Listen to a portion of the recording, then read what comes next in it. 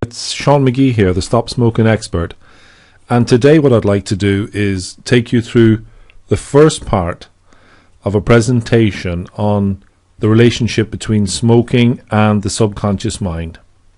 So I want to start today by looking at the mind, or at least a very simplistic model that shows that the mind works on three levels perhaps. We have an unconscious mind, a conscious mind, and a subconscious mind. Our unconscious mind is that part of our mind that is fairly well there from the moment we're born. It's very much our instinctive reactions. It's that part of the mind that controls our bodily functions. Now, interestingly enough, what we do know now is that although the unconscious mind works automatically, without any conscious interference, it can actually be influenced and altered at a subconscious level through things like hypnosis. So that's the unconscious. The conscious mind is that part of our mind with which we are most familiar. It's that part of our mind that we use to make every single decision in our life. Simple decisions like what will I have for breakfast, right up to major life-altering decisions such as what career will I follow. And the conscious mind is that part of our minds with which we are most familiar because it is always in our awareness. As soon as you awaken in the morning, your conscious thoughts are there.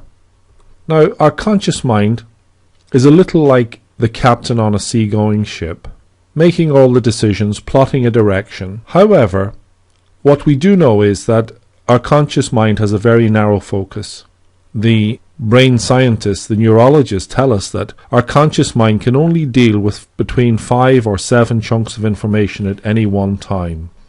It's that part of our mind that uses things like logic, analysis, reason, judgment, comparison. It uses the tools that we are taught at school, reading, numbers, writing. It's also where our short-term memory is. So consciously I can remember things that I've done in the last few days, perhaps even the last week or two, but that's as far as our short-term memory extends. Now, interestingly, willpower is a facet or a tool of the conscious mind. This is important because when it comes to personal or human change, our natural reaction is to resort to using conscious willpower.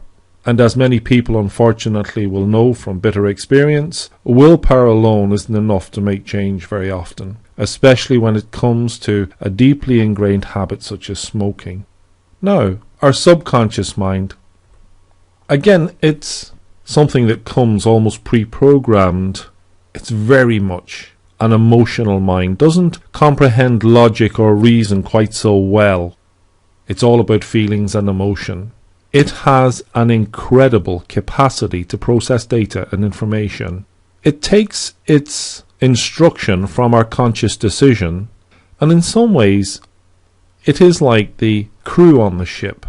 We spoke about the conscious mind being like the captain making the decision. Then the subconscious is very much like the crew, below decks, out of our awareness, not seen, but doing an incredible amount of work.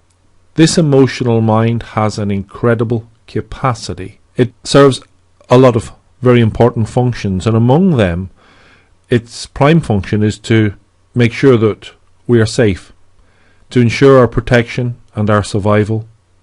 It tends to be pleasure-seeking and pain-avoiding.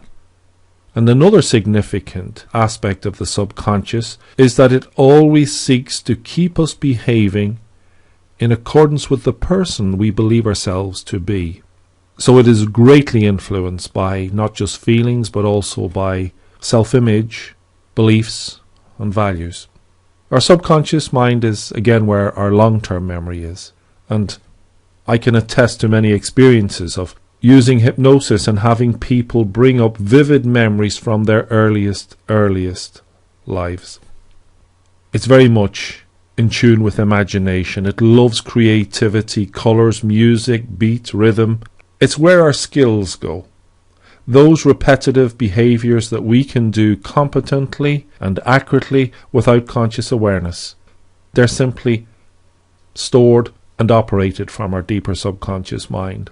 Now, unfortunately, habits are repetitive behaviours that, again, come from our subconscious, but unfortunately, many of our habits are not quite as positive. And things like smoking, comfort eating, these habits are deeply ingrained, and, this is important, please note this, are very much in our subconscious. It's where our beliefs and values are. And for those individuals who are interested in sport, spatial awareness is also a facet of the subconscious mind. In our next recording, we're going to look at smoking in relation to our subconscious mind. This is important. It also gives us some clues as to the most effective ways to stop smoking. So, when you get a chance, come back, look for the second part of this video and learn some more useful information. Incidentally, if you're a smoker currently thinking about quitting, you can log on to my website and claim a copy of my free Stop Smoking ebook, packed with useful information that I hope will guide you upon the path to becoming a happy, healthy, contented non-smoker. Thanks. That's all for now. Talk soon.